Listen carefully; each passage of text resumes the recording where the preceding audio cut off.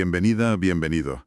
Hoy nos metemos de lleno en dos textos clave. Clave no solo para la filosofía, sino para entender esa tensión, bueno, esa lucha entre el individuo y el Estado. Hablamos de la Apología y el Critón de Platón. Eso es. Dos diálogos fundamentales. Y tenemos un análisis académico muy interesante que los examina a fondo. Se centra sobre todo en el juicio a Sócrates y esa postura final tan sorprendente ante la muerte. Sí, esa calma final. Nuestra idea aquí es simple, sacar las claves de este análisis.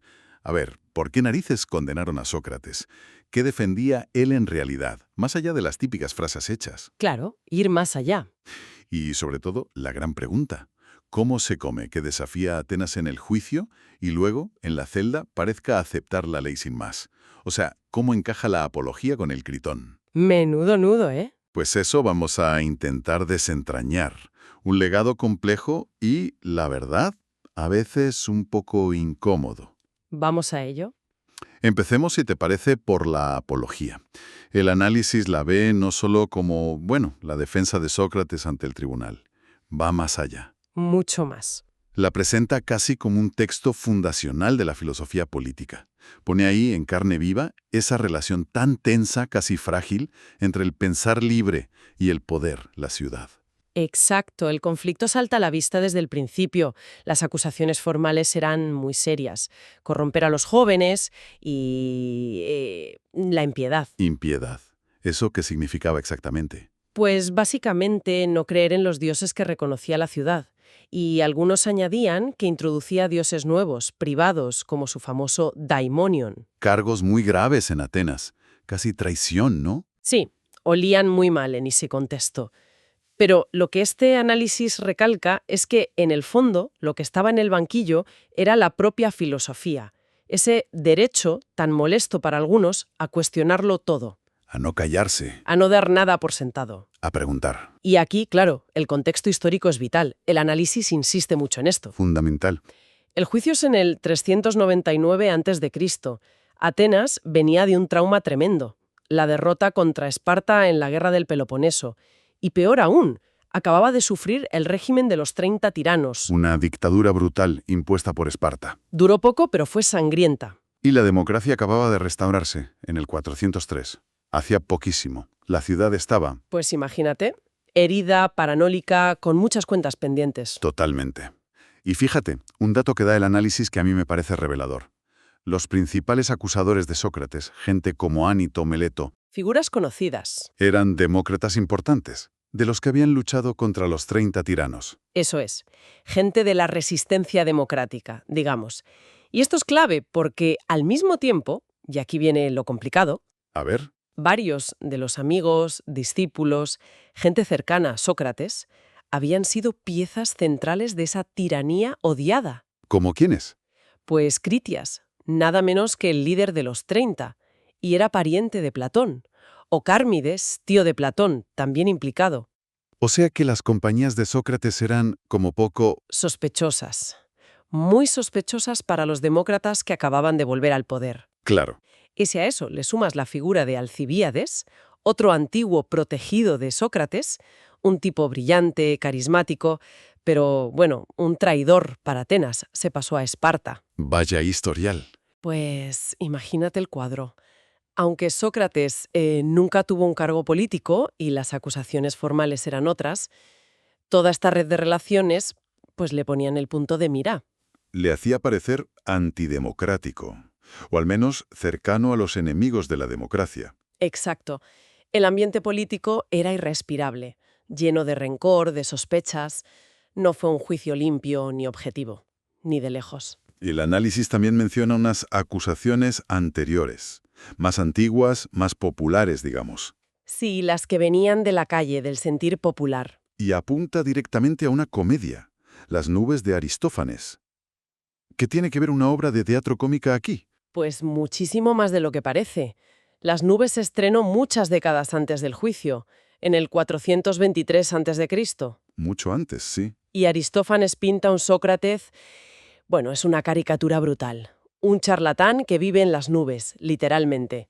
Ajá. que investiga cosas absurdas como los mosquitos o las nubes, que enseña a la gente a usar trucos de lenguaje para que lo injusto parezca justo, lo que hacían algunos sofistas, o se decía que hacían. La retórica tramposa. Eso es. Y que, en general, se ríe de los dioses, de la tradición, de todo, Una imagen demoledora. terriblemente dañina. Y aunque Sócrates en la Apología intenta distanciarse de esa imagen, dice, ojo, ese no soy yo o no el yo de ahora. Insiste en su cambio, ¿no? El famoso giro socrático. Exacto. Dice que, tras consultar al oráculo de Delfos, él se centró en la ética, en el autoconocimiento, en qué es la virtud. Pero daba igual. El daño ya estaba hecho. La caricatura había calado hondo en la mente de los atenienses durante años. El análisis lo ve como parte de lo que Platón llamaría la antigua disputa entre filosofía y poesía. ¿Quién educa mejor a la gente? Justo. Los filósofos, con su razón crítica, a veces incómoda, o los poetas, como Homero, que cuentan historias, mitos y transmiten los valores de siempre. Aristófanes, como poeta cómico, tenía claro su bando. Vale, entendido. Entonces, si quitamos la caricatura y las sospechas políticas, ¿cuál es la defensa real de Sócrates en la Apología? Según este análisis, claro. Porque no parece que pidiera sin más libertad de expresión, como la entendemos hoy. No, no es exactamente eso. Va mucho más al fondo. El eje de todo es esa frase tan radical. Una vida sin examen no merece la pena ser vivida. El autoexamen constante. Eso es. Lo que Sócrates defiende no es tanto un derecho político general, sino una exigencia ética personal, casi individualista. Individualista. Sí, en el sentido de que el valor de tu vida depende de ti, de tu búsqueda interior de coherencia, de quitarte las contradicciones, de entenderte a ti mismo y tus creencias. Es una llamada brutal a la introspección. Brutal, sí. Y muy exigente para la mayoría, ¿no? Desde luego. Y aunque parezca una búsqueda personal de la excelencia, de la virtud, del arete, tiene unas implicaciones políticas enormes. ¿Cuáles? Pues piensa, si la mayoría de la gente vive sin examinarse, como dice él, ¿quién está realmente preparado para gobernar o para educar a los futuros ciudadanos? Cuestiona la base misma de la democracia, la opinión de la mayoría. Exacto. Pone en duda la legitimidad del saber común, de la tradición no cuestionada. Y ahí es donde entra la famosa metáfora del tábano. Claro, él mismo se presenta así. Dice que es como un regalo de Apolo a Atenas. Un regalo un poco molesto. Un regalo muy molesto. Un tábano picando al caballo noble pero perezoso que es Atenas. Para despertarla. ¿Despertarla a qué? A que se preocupe por lo importante de verdad. No solo dinero, el poder, la reputación, sino la virtud, el cuidado del alma, la búsqueda de la verdad. Una misión casi divina, según él. Él lo dice así. Y aquí el análisis señala una tensión muy interesante. Sócrates afirma que dedicarse a esta misión, a ser el tábano, le ha impedido hacer política normal. Y le ha hecho pobre, dice. Y pobre, sí. Y añade algo muy fuerte. Dice que si él se hubiera metido en la política activa, en las asambleas, en los cargos, habría muerto mucho antes. ¿Por qué? Porque, según su visión, la política real ateniense te obligaba, tarde o temprano, a tragar con injusticias, a cometerlas o a callarte ante ellas. Vaya. O sea, que para ser íntegro y luchar por la justicia de verdad, había que apartarse de la vida pública. Esa es la conclusión que parece sacar. Y choca frontalmente con el ideal del ciudadano ateniense implicado en la polis, ¿verdad? Totalmente. El análisis lo llama una retirada de principios. No es por vagancia, es una postura ética. Y Sócrates pone ejemplos de su vida. ¿Cuáles? Cuenta cómo se negó a participar en un juicio que consideraba ilegal contra unos generales, aunque toda la asamblea lo pedía a gritos. El caso de las arginusas. Ese mismo. Y también cómo, bajo los 30 tiranos, desobedeció una orden directa de arrestar a un inocente, León de Salamina. Se jugó el cuello. Son actos claros de desobediencia civil o de no colaborar con el poder injusto. Exacto. Entonces, ¿podríamos hablar de una especie de ciudadanía socrática? Una forma de ser ciudadano donde tu conciencia, tu razón individual, está por encima de la ley o de lo que diga la mayoría? El análisis lo plantea así. ¿Es compatible esta ciudadanía tan individualista, tan basada en la conciencia, con el orden social, con el funcionamiento normal de una ciudad? Es una pregunta complicada. Muy complicada. Nos recuerda un poco a lo que Hegel mucho después llamó el alma bella. Esa figura que está tan preocupada por mantener su pureza moral, por no mancharse, que al final se vuelve inútil para cambiar el mundo real, o directamente se desentiende de él. Un dilema tremendo. Y justo cuando parece que tenemos claro a este Sócrates desafiante, el filósofo contra el mundo, ¡zas!, llegamos al Critón. Cambio de escenario total. Sócrates en la cárcel, condenado a muerte, esperando la cicuta con una calma pasmosa. Y llega su amigo Critón, Un amigo de toda la vida, rico, influyente. con un plan de fuga perfecto. Sobornos listos, contactos hechos, una nueva vida esperándole en Tesalia. Y Sócrates dice que no. Se niega en redondo. Es un giro que te deja, perplejo. Totalmente. Y el argumento que usa, según Platón, es aún más sorprendente. Sí, porque no argumenta él directamente, sino que imagina un diálogo ¿Con quién? con las propias leyes de Atenas.